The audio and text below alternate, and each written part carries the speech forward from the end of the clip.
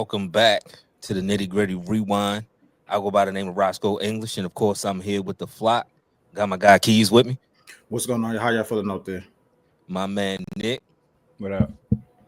And of course, last but not least, Keith PJ. Let's go. Well, I'll start with y'all. You know the winning team. Y'all can go first. Let's start at the bank.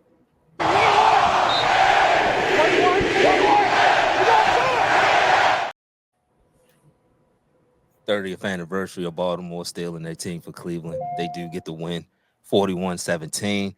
Lamar Jackson throws for 225 yards, 4 touchdowns. Joe Flacco in his return, 199 yards, 25 completions, a touchdown, and a pick. Start with Keys. What's your thoughts on the game? Definitely feel good to get back in the win column, especially after last week, how that game ended, and you know how last year was, where you started off the same way, 0-1. And then you come home and lose to a Raiders team that you should have beat, starting off 0-2. So it's good, to even look back last year. You have a little bit of improvement. Like the way the defense responded. You like the way the team responded. So that means you got individual players, they played well, and I guess what they were saying was, if they just do their job, they'll be fine. Talk about the offense a little bit. I just don't like the fact that the coaches, I'm gonna say the coaches and the players, they just took too long for me as a fan, for my liking, to adjust to what the Browns was doing. The Browns, they knew you weren't gonna be able to run the ball. That was evident from the first couple plays of the game. And I think the Ravens took a little bit too long to open it up. And Lamar wasn't hitting early. I think they had a game plan coming into that game, what they wanted to do against the Browns, and they had to change it. They had to change it on the fly. It wasn't pretty early. It wasn't efficient early, but they found that groove a little bit. And it just, you said I take that as not a negative, a positive, because that's how teams gonna play the Ravens in the playoffs. You're not gonna be able to run the ball the way you want to run the ball. You're not gonna be able to just do what you line up and physically impose your will. So the fact that they was able to, counter and beat you another way, it was good to see. We talked about a pre-show. Mark Andrews once again is a no-show. If you want to give D-Hop the ghost of D-Hop, if you want to give Tez Bateman's routes, I'm fine with that. They producing, way more than he's producing. Zay Flowers showing you he's a legit number one receiver. He gets his targets, his number one receiver targets. He makes his catches, he makes his plays. All in all, it's not at this point, and I'm sure Keith and Nick will have the same sentiment. It's on Detroit. Like, it's a divisional game. You happy? Divisional games always sluggish like that, So you happy to be back in the win column, but it's more important things ahead. You did what you had to do. You stomped on the Browns. You took care of them. You took care of an old ass Joe Flacco. You made the Browns secondary shut up a little bit. So you did what you had to do. Now it's on to Detroit. Now it's on to a better opponent. And these first 5 out of 6 weeks of a team making the playoffs is on to the next team now. Yeah, I fully agree, Keys. We looked at yesterday, the game versus the Browns, a game that you expect the Ravens to come in and kind of oppose their will, even though it's a divisional matchup, it's going to be challenging, and the Browns are going to come play defense.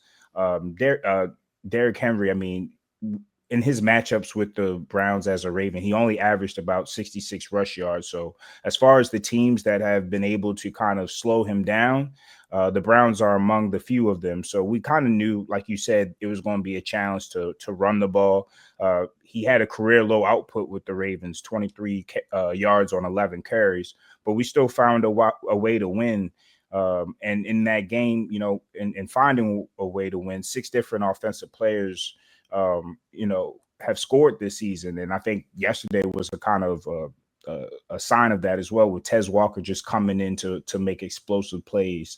DeAndre Hopkins, I think he only played 10 snaps yesterday, but he made those snaps count, and he made his impact felt on a 41-yard contested catch that could have been ruled a touchdown, but was ruled down at the 1, and then later on having a 23-yard touchdown catch. Just explosive plays we haven't seen before from the Ravens, as far as from the wide receiver group, balls in which 50-50, Lamar's just throwing it down there and wanting his receiver to make a play for him. Those are things that have fleeted us in years past. And yeah, we have the Walsh version of DeAndre Hopkins, but if this is Walsh, I like it. You know what I mean? Like, I don't mind him being on the field more. I think in the playoffs, his presence, his ability to make something out of nothing and make hard catches seem easy, that's gonna help us on a third down or a key red zone trip. You know, maybe turn 7 points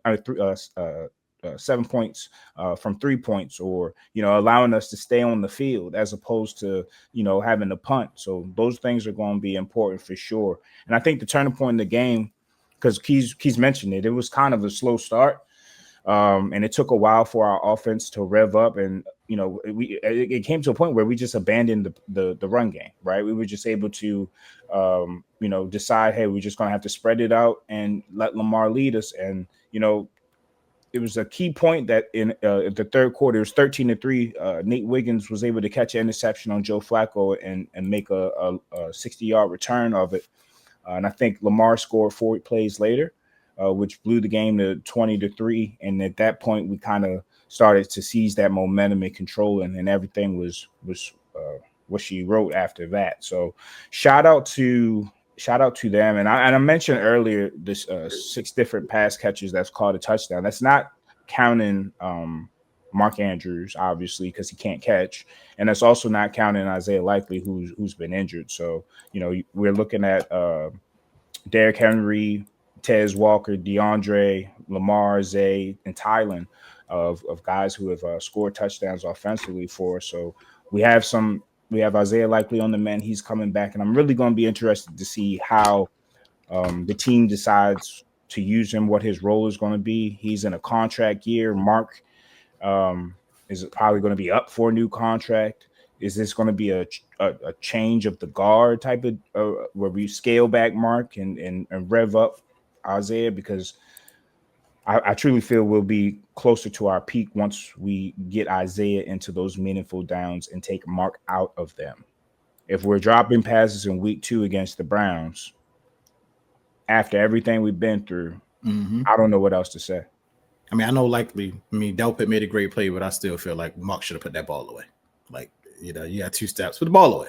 And I think Likely would have put that ball away. And the tight ends, the better tight ends in the league, I feel like would have put that ball away.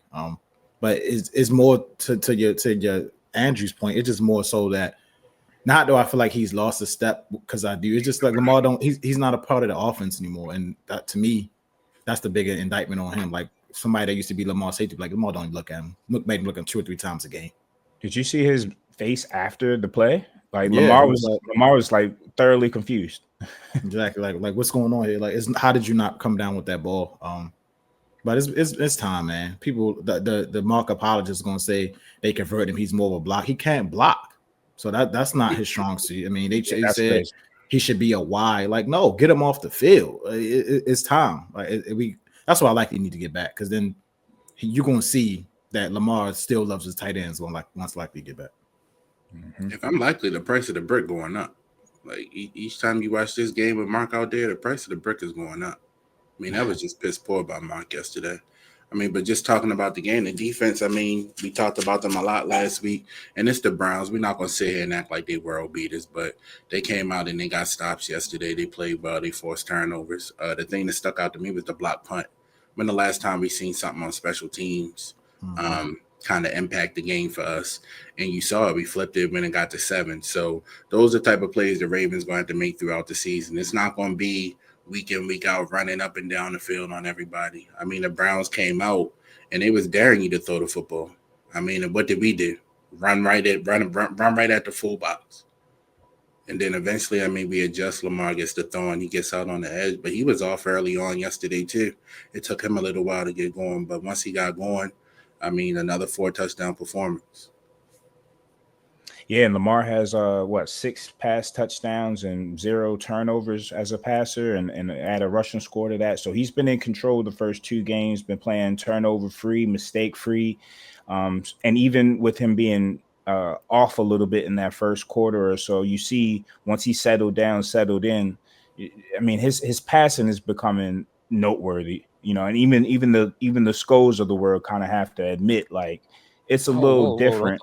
It's a little different what he's been able to do and what he's doing.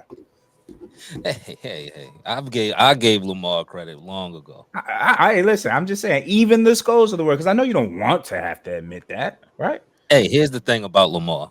Even if I didn't want to, the way that he's playing, you just a straight up hater if you're not.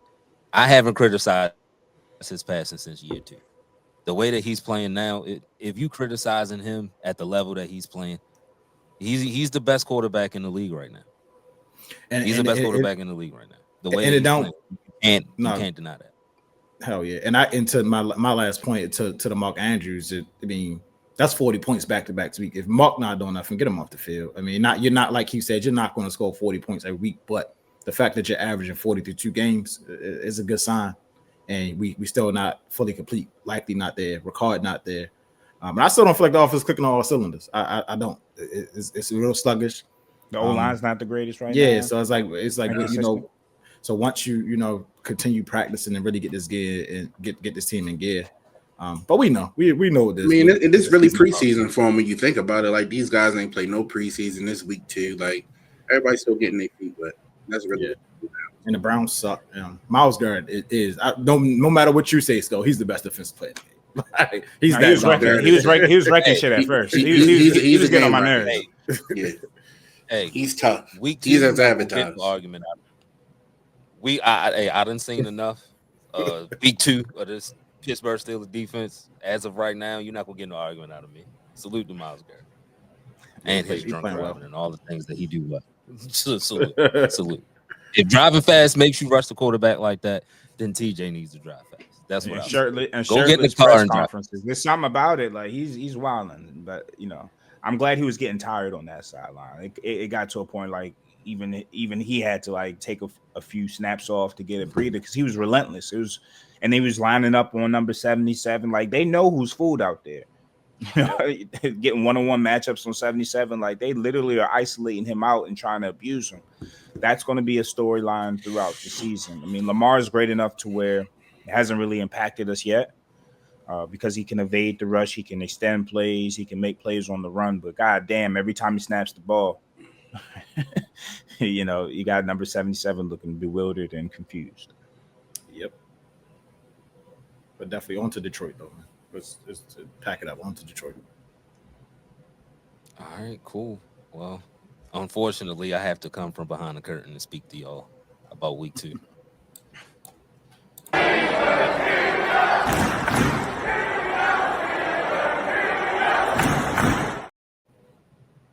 Week 2, the Pittsburgh Steelers lose to the Seattle Seahawks 31-17. Aaron Rodgers completed 18 passes for 203 yards, touchdown, 2 picks. Sam Darnold, 295 yards, 22 completions, 2 touchdowns, 2 picks. This performance was just shitty all the way around. I'll start on the offensive side of the ball. Again, I didn't think that we were going to score 4 touchdowns every game. And like y'all mentioned earlier about y'all team, this is the second game of our offense being on the field as complete. So I'm not really too hard on them and their performance. Offensive line, of course, has to play better. 77 must be a thing in the AFC North. Like that number must be cursed. Cursed number. It must be cursed, yo. It gotta be cursed, yo. It must be cursed. One specific play, Seattle lines up 3 D linemen on his side. Now, if you know a little bit about football, if it's 3 linemen on one side, I'm going to think a twist, a stunt, something is on the way. And 77 kicked out wide like it was a normal rush. And, of course, it led to pressure to Aaron Rodgers. And it's those things, those details where I'm thinking either, one, the coach has to go. But either you're not being coached up or you are being coached up and mentally you just don't have it. Because that can't happen in year 3. That can't happen in year 3. Shit, it shouldn't happen in your rookie year. But I was giving you a pass because at Georgia, you was just an athletic, just leaning on what God gifted you with, no technique. But in year 3, playing a position that you've been begging to play, that can't happen. I don't care if it's week 2. Those kind of things can't happen. Troy Fontenot didn't have the best game, but it wasn't the worst game. This is his 3rd NFL game. I'm going to give him more grace than Broderick. The line just has to gel. because at this point, a 41-year-old Aaron Rodgers is, dare I say, seeing ghost a little bit. He's bailing out of pockets, scrambling when he probably shouldn't, but that's not his fault. I don't want to get hit if I'm 41 years old playing football. I mean, that's not on him. Offense was sloppy though, just because it's week 2 and y'all haven't been out there. The drops are alarming. Hey, DK. DK. I'm not calling you DK. DK. What's his name? DK. Catch the fucking ball. You get paid $30 million, my boy. Catch. You had 6 drops all last year. I think you got 6 already. Catch the fucking ball. I hear Cam, hey, where's his targets? Blah, blah, blah. He's fucking dropping them, Cam Newton. He's dropping them. He's getting targets and he's fucking dropping them. Yeah, you got 1 touchdown. Do you think it was nerves going against his old team? I don't know. It's not like you went back to Seattle. I can understand that. They were in your house. Calm the emotions and catch the fucking ball. Like, I'm not really trying to hear that. You get paid $30 million. Catch the ball.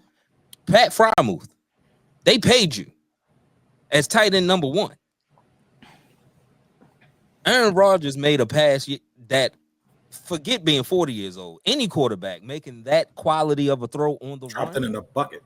Dropped it in a bucket, and it was a penalty on Seattle, so that it would have counted, and you dropped it. Dog, that's not tight end 1 shit. You don't have tight end 1 production. When I look at Creed Humphrey being one of the best fucking centers in the league, who was picked before you, that we passed on, it has to be more than just a cute little nickname that the crowd yells when you do decide to catch the ball. It has to be better than that.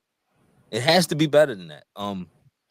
Calvin Austin's mistake in the end zone that led to the interception after Key's boy Jalen Warren had a game. He had a game yesterday. He ran the ball hard. He made plays. He was the only guy on offense that decided to play football. After his 65-yard scramble, not getting points on that, after that can't happen. Good football teams. What happened on that play? Because I saw Aaron talking about it in the press conference, but was it like just a miscommunication? Calvin went in the scramble drill mode. And so Aaron just wanted him to stay in the flat. Okay. Yeah. So he went towards the pylon and he shouldn't went towards the pylon. Pat was right there. Pat was open, but Calvin got in the way. And that's the stuff that not playing with a quarterback, you will learn that throughout. But it was just a heartbreaker because that literally came after a 65-yard play, and the offense wasn't consistent all game. So when you get that kind of momentum boost, you gotta convert on that. You gotta capitalize on that. What y'all done so that's the last, so many years. Y'all always rated off people's mistakes. Yeah. So, am I really worried about the offense? Not as much as I'm worried about the defense. If you were to ask me about this defense right now, week 2, I'm at a 5, and I'm at a 5 week 2 because yes, it's week 2. That's the only reason why I'm at a 5. This has been going on for 10 games now, dating back to last year. You looking at the highest paid defense in the league. You brought in veterans to skip the learning curve, right? You brought in, dare I say, a couple of Hall of Fame trajectory like vets to skip the learning process because you want to be in win now mode. You knew what happened last year, how it ended, what you wanted to be, and it's all talk. It's all talk from Tomlin. I haven't seen it, and it shouldn't take this long for you to say, hey, we need to make changes. You're doing the same shit that you was doing last year. You're talking about a defense that's giving up 300 yards total a game for 10 straight games. When you think about Pittsburgh defense, you don't think about that. Now, if that's the standard, let me know. Stop selling me wolf tickets in the summer. Stop telling me we know what we got to do. I got to coach. I got to do it. Shut the fuck up and do it. Just do it. Yeah. I don't think you have the ability to do it. It's not looking like you do. The players or Tomlin, you saying don't have both. Okay. Both. But it's more Tomlin than Terrell Austin. I'm putting Terrell Austin on the Matt Canada list. Yo, my boy, you give up 100 yards rushing next week, I need your job gone. I can't do nothing about Tomlin. He's there forever. I'm not wasting my breath saying fire Tomlin anymore. It's not going to happen. But Terrell Austin, you give up 100 yards to whoever the Patriots have in that backfield, you have to go. You have to go. Schematically, it's not working. And it's malpractice for you to see Keanu Benton. If y'all watch the game, dog, he's getting pushed 6 yards backwards. And you're the nose tackle. They double him or it just straight one-on-one? Head on double head. One-on-one. It don't matter. He's not getting no push up the middle pause. That right there is a recipe. So he's playing out of position. He's out of position. He's a D end. Gotcha. He's a D end. Everybody's telling Tomlin, and he's like, "Nah, we're fine. We're gonna keep him there." What am I supposed to do with that? What am I supposed to do with that? As a team, you see, they are running. Sack production from TJ Watt has to get better. Hasn't had a sack in 6 games, but they are running away from him. That left side of the line is just getting eat up like a charcuterie board. They are a charcuterie board right now. And you're not going to change it. The one time that you flip TJ, put him on the left, Jack Sawyer got a sack. Because the defense has to account for TJ Watt everywhere he goes. If they know he's on the right, they're going to triple him. They triple-teamed him yesterday. We can't get home. Sam Darnold ain't the best quarterback, but he ain't stupid. Get the ball out quick. That's how you neutralize TJ. Unless you move him on the line. Like you said with Myles Garrett, he's moving all up and down that line. It's too many times I've seen teams, Chris Jones, playing y'all. Yo, I want to pick on number 60 right now. I want to pick. TJ just lines up wide right every time. You can neutralize that no matter how great somebody is. Yep. No matter how great somebody is. You can chip them with a running back, a tight end, and you got your right tackle. Linebacker play. I had big expectations for Peyton Wilson. Dog, you are soft as baby shit. Baby shit, my boy. So do you think it's him or you think it's him or you think it's Patrick Queen, dog? Like I think it might be Patrick Queen, but man. I will say Peyton Wilson did look better next to Landon Roberts last year. He did look better. Landon Roberts gave him the freedom to not have to be physical because that's what Landon Roberts was. I don't know why we didn't sign him. I don't even think the Raiders signed him for that much. That was a mistake. But yeah, it's not looking good for the linebacker play. Yo, Cooper Kupp ate in the middle of the zone yesterday like it was 2021. Mm-hmm. He was going off. Fucking Cooper Kupp in 2025. He was. Jackson and Jigma, he went off. How many times you going to see a team run a double deep crosser before you decide to change your coverage? The same play that they scored on was the same play that Garrett Wilson scored on. It was damn near identical. And if you don't change it, the Patriots are going to score on it. The Vikings are going to score on it. And whoever the fuck else we play this year is going to score on that until you show that you can change coverage and cover it. You already put in your corner in a bad spot because they lost leverage. You switching off and you already 5 yards behind somebody. It's bad. It's bad defense. It's bad schematics. And if you keep going out week by week, it's not going to change. You keep talking all of this physicality and whatnot, and I know we got injuries, but dog, it's too much talent on that side of the ball for you to give up consecutive 100-yard rushes. We giving up 27.5 points a game, 2 straight weeks of 31 points. Plus, that's not Pittsburgh Steelers football. It's only week 2. I do think it'll get better because it has to get better. Heads are going to have to roll if it don't. And it ain't going to be Mike's. It's going to be a whole new coaching staff next year. Starting with you, Terrell Austin. And I'm getting to the point where if you're not going to fire Mike Tomlin, you got to take away some of his power. He can't hire an assistant to save his life. Nah. We had Brian Flores in the building. That was the last time that our defense was really good outside of the paper. That was the last time it was like, oh, all right. That's a Pittsburgh defense.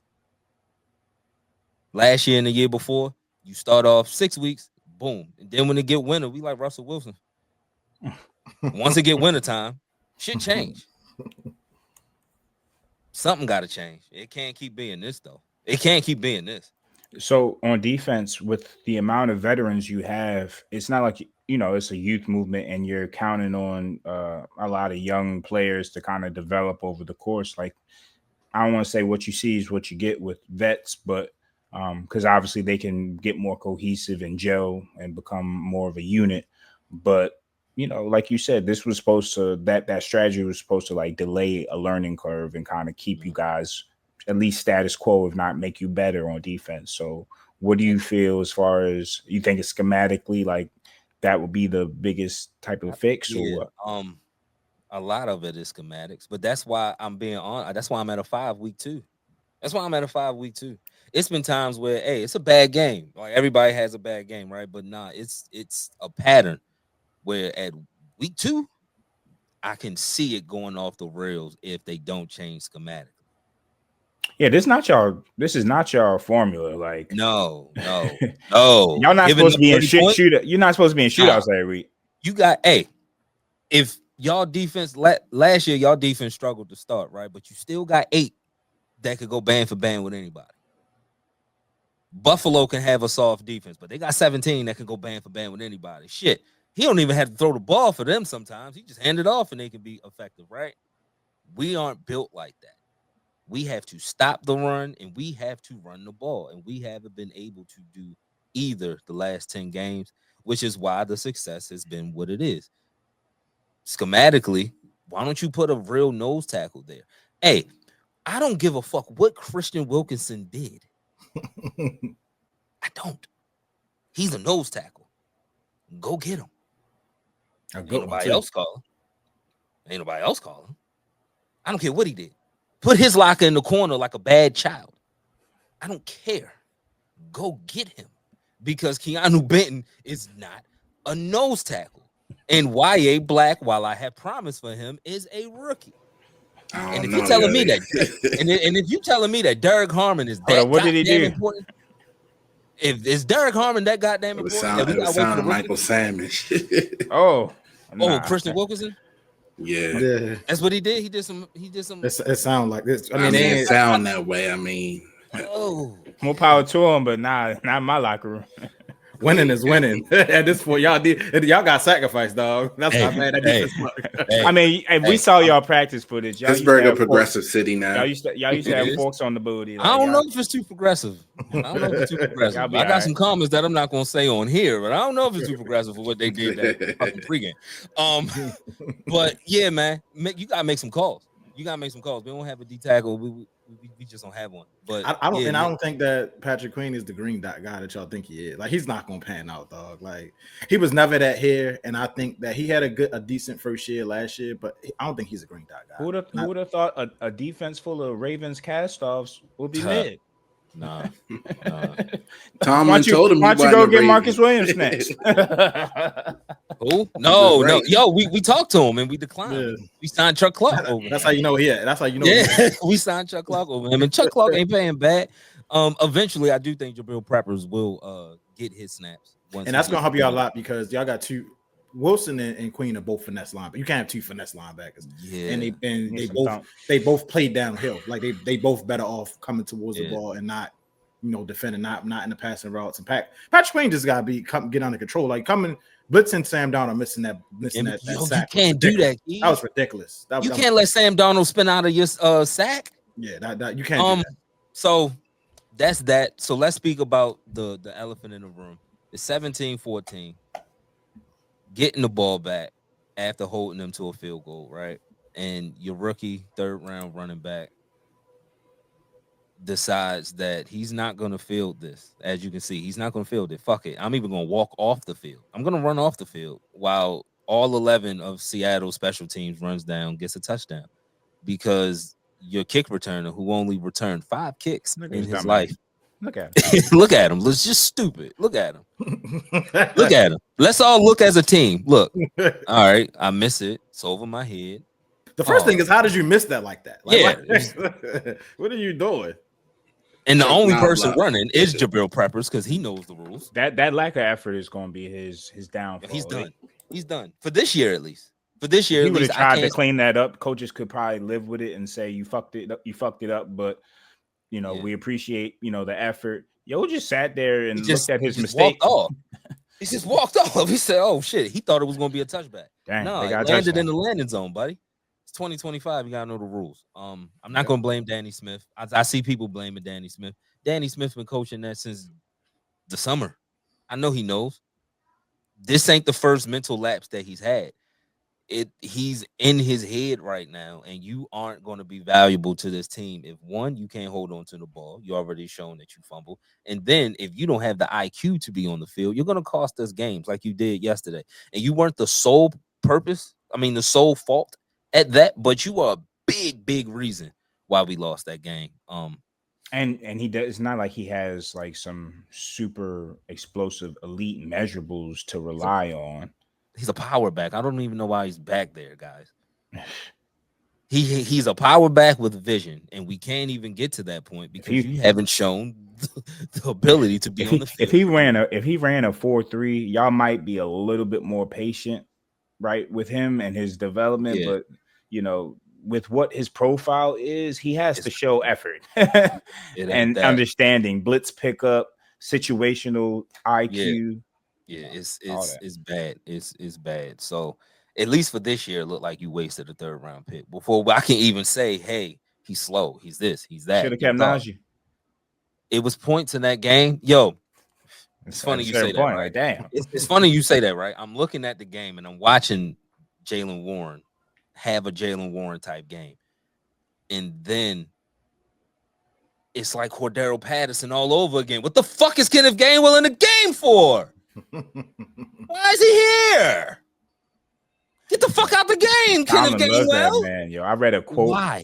I read a quote, yo, and Tomlin loves that man. He said Gainwell in the past has made a lot of plays against the Steelers, and he's always doing something key on 3rd down. And you know why he made plays against the Steelers defense? You know why he made plays against the Steelers? Everybody is. Everybody does. That's why. That's why. I mean, what did Gainwell do in Philly that wants you to make? I thought Saquon was bad. I thought you had bigger fish to fry, nigga. Like, what are you talking about? Kenneth Gainwell, and they signed him first. Again, that was like the Mitchell Trubisky sign. They signed him. Eagles let him go. We're good. Oh, and Tomlin.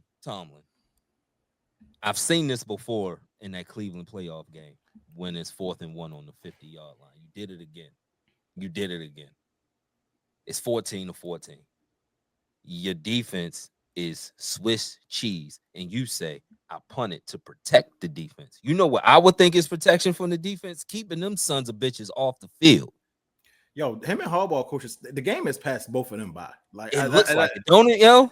It looks like it. Because why you not Tomlin? That's 100 to 0. Go for that 4th and 1 decision. There's no reason why you punting that ball. Come on, yo. Come on. It's inexcusable. You can't get 1 yard as an NFL offense. You need to get the fuck off the field. Name this type. Get the fuck off the field. That's what should have happened. Nothing was done well enough. Get the fuck off the field, man. Week 2 was a get the fuck off the field game, and just hope and pray that Drake May and the Dolphins is just that bad. Just hope the Dolphins is that bad, because Drake May look like an NFL quarterback yesterday.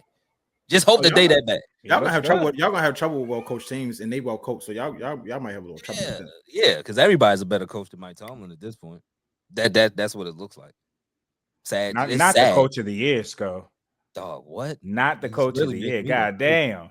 He's really making me look how quick it turns in 2 weeks. Week 2. Man, chop this up. Making me look like a fucking fool. 34:06 into the recording. This nigga Sco here, boy. Nah. Keith know my love-hate relationship with Mike Tomlin. This ain't new. I'm joking. This ain't new. I'm just to the point where I'm old enough, damn near 40. They ain't firing this nigga. I've been complaining about this nigga since 18 years old. Like, they not getting rid of him. Fuck it. Keep him. I don't care. All right, we can move on, man. We can move on. Let's hope we get back in the win column next week. But all right, week 2 takeaways. I'll go first, and we spoke about it a little bit pre-show.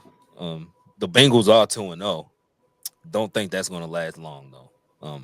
Joe Burrow seemingly has his 3rd season-ending injury, turf toe. Is going to require surgery, out for at least 3 months. That'll what's that timeline? December, January, yeah, and they out of contention. depending how it heals. So Jake Browner, yeah, it's done. What do you think about his style of play, Sco? Do you think it's conducive to staying healthy?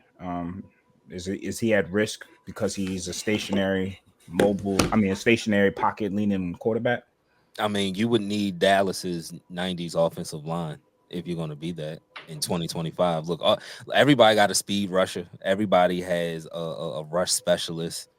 It's going to be tough to keep somebody that can't move out the pocket clean and healthy. You talking about what, his rookie year? Then he had 2 healthy years, then the wrist, then a couple healthy years. Now this, yeah, it's gonna be tough. Yeah, I mean, honestly, bro, the putting him in the same conversation as the Lamars, as the Joshes, as the Pats, from one postseason run, it's just unfair. Like I've said before, Lamar Jackson, anytime he's healthy in the AFC North, he is the AFC North champion every time. And Joey and the Bengals have never usurped him when he's healthy. The Bengals have shown up in playoff time, and I do agree. Joey Burrow is a baller. Like, he is somebody that is, a top quarterback, and he raises his level of play when the games matter the most. So I do respect him there, but the consistency factor you have to acknowledge. And if you're not going to ever be on the field, your team can't ever compete because you're out on the field. You shouldn't be in the same sentences as people doing it year in and year out every single year. I agree. Skill level, he's top 5, top 3, but availability matters. Like, it really does. So, and he's never available. And when we have seen him that one playoff run, he was one of the best quarterbacks in the game. But this, like you said, this is a third season-ending injury for him. That matters at that position. Yeah, and also I didn't appreciate how Jake Browning was spamming Jamar Chase. Like, I had to play against that man. Like, relax. Like, is Joey B coming like that? Is Joey B a system quarterback? Because it's like, he said that yesterday. Jake Browning took the keys to the ride, and he got him home. I mean, they didn't obviously win the, but they did win the game, and he drove the car home safely. I mean, shit. Jamar Chase still ate Trevor down. I'm terrified to see a Jake Brown. I know what my defense does to Ryan Finley. I already can see this from a mile away, baby. Oh, not Ryan Finley. Y'all gonna come in here in all black. Y'all gonna come in here in all black that week, and I'm gonna join you. Bro, how lucky do y'all get y'all get what? Y'all get Drake May, then y'all get Carson Wentz, Browning, and then whoever the Browns gonna be. And then y'all already face Jay Cutler and Justin Fields. I mean, not Jay Cutler, Justin Fields and let's get it. And you talk about system. You talk about systems. Sco, my biggest takeaway: the Colts. That system, Steichen. You talk about Daniel Jones, 23 for 34 for 316 yesterday. They beat the Broncos, a team we all talked about preseason. Could be one of those teams that makes the playoffs. The evolution of Bo Nix, and they beat them yesterday at home. So that's my biggest takeaway. The Colts are 2-0. Nobody really had that on their bingo card. Yeah, and it just goes to show you just what a competent. I don't even want to say that. Slightly competent. I don't even want to say that, because I mean, honestly, Daniel Jones, he's erasing the narratives. He's been given the opportunity to make people forget about NFL quarterback. He's performing, bro. Yeah. Like, he's actually playing like one of the best Now, mind you, it could be the Sam Darnold, Minnesota effect, where he links up with a genius and they just. But hey, I mean, shit, do your job. At the end of the day, he's doing his job. Hey. And it helps when you run Jonathan Taylor 25 times for $165. Yeah. That'll help you out a lot as a quarterback. Man, them past concepts Shane Steichen drawing up, especially using Tyler Warren the way he is. 2 weeks now, and Tyler Warren, Brock Bowers had the receiving career record for rookie tight ends throughout the first 2 weeks. So the first 2 weeks of the season, I think he set the record for 156 receiving yards. Warren had 155 through the first 2 weeks. So he's right there, neck and neck with history. So yeah, he's like that. And yards after the catch, because they do a lot of short screen game stuff with him. Like, yo, he's making people miss. Yeah, that boy's nice. Using him as an H-back in line, they just moving him all over the place. That dude is nice. Yeah, and they got and I've said it before, they got the weapons on the outside. Josh Downs was making a lot of plays last week. Michael Pittman, Mitchell, Alec Pierce making, like, they got the weapons. I mean, Anthony Richardson. It just goes back to him. I'm sorry, like, god damn, it's bad. If they make him a tight end, they got one more weapon. Y'all got another one in Florida that looks maybe worse than Anthony Richardson. There's something in the water in there about them Florida quarterbacks. Keys, what's your takeaway? The Chiefs. I want to see how they're gonna respond. Them being 0-2. I mean, it's been a while since they've been 0-2, but they look a little bit different now, where they don't have that same firepower. They strictly all defensive team now. And you know they're gonna count on Patty, but you can't count them out to make a couple big plays here. But they don't have the horses now. Rashee Rice is hurt, so they should be getting him back. Xavier Worthy, you know, he's still probably not 100%. Travis Kelce, we'll see. You know, once he get heated up in the season, how he's going to play. But they're like a completely different team that they've looked over the years. But can't count them out, man. 0-2. We'll see how they look Sunday night against the Giants. But you cannot count them out. But that's my biggest takeaway: the fact that they 0-2 by how they look. They didn't look like, you know, the better teams the first 2 weeks of the season. I will give the Chiefs credit only because they are 0-2, but played 2 pretty good teams, and they played them less than full strength and made games out of it. I mean, it's the mental errors. I think Kelce had mental errors in both games. I mean, he had the interception. He had 2 goal line plays the first week and the second week where if he just makes a play that he usually has made in his career, we might be talking about the game differently. But his mistakes. He had that drop that led to that pick. Yep, and he had a drop on the goal line last week. And he got Worthy hurt last week. And he got Worthy hurt. And that was definitely on him. So he's having a rough go. He needs less Taylor Swift and more football. He's having a rough start. It seemed like this ain't in it. The Muffin Man. Yeah, and I saw Kayla yesterday. Boy, what? She was wilding, though. That pushed you up? I'm wilding. Yeah. Can we end the recording, please? Yeah. Hold up. Before we get out of here, let me get my little takeaway. JJ McCarthy sucks. That's it. Yeah. I think that might be franchise malpractice to just go with him instead of just. I think we told y'all that though. Like, I watched Michigan play like that. You talk about a system quarterback who benefited from having a great running game with Blake Corum and them guys. Like, he wasn't impressive. I mean, he beat Michael Penix out in the national championship game, but that wasn't really saying a lot beating Washington.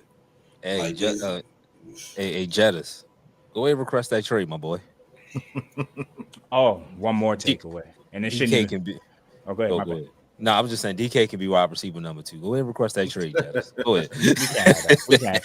Ain't Tyreek Hill rumors enough? Y'all want everybody? I know y'all not talking. Everybody that get available, y'all say come. We're gonna get them when they're 32. Don't worry. We're not gonna get nobody in their prime. Like, we're gonna get them when they're 32, 33. But no, this shouldn't be shocking.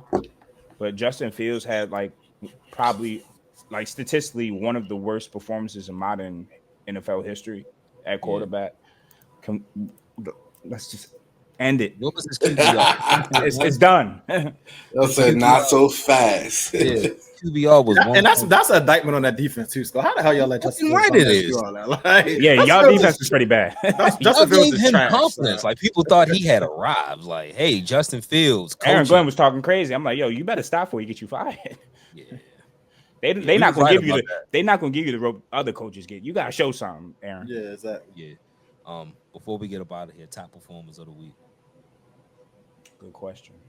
Top performers of the week. I'm gonna go with Roquan just to bounce back. Roquan had a good game. Not even in the fumble return, just he was assignment based this week, and he seemed like he was playing fast. So shout out to him. Heard the noise and had a bounce back performance. But we'll see. Because it's a different caliber running back coming Monday. I'll probably go Amon-Ra St. Brown, 115 yards, 9 catches, 3 tuds. Yeah, against his former coordinator. And man. About to ask. I I'll go Drake May. Patriots beat the Dolphins, obviously, but 19 for 23, 230 yards, 2 touchdowns. He's going to get a chance against the defense that's been struggling for the first 2 weeks this week to possibly build on that. So I'm going to go Drake May. Yeah, we'll build that Hall of Fame resume against us, Drake, man. I can't wait. I'm going to go with Malik Neighbors, man. 9 catches, 167 yards, 2 touchdowns. You know, Russ had a beautiful Saturday night playing like that on Sunday afternoon. Yeah. Until we do that moon ball in overtime, like, what are you doing? Yeah. He was feeling Russ himself. Gonna be Russ. But hey, and he had a good about them goodies. Yeah. What's that website? About them goodies. What's that website? SierrasWorld.com. Log on. I appreciate everybody that views us on YouTube. Go to the YouTube channel. Nitty Gritty Sports Talk. Now this is a website from when we was like in high school. Oh, yeah, of course. Yeah. I knew that. Hey, when you get the Nitty Gritty Sports Talk on YouTube, hit the subscribe button, hit the like button, comment, tell a friend to do the same. We'll be back on Thursday in person. We'll go over nitty picks and all of the above next week. Till then, stay safe and be blessed. We out.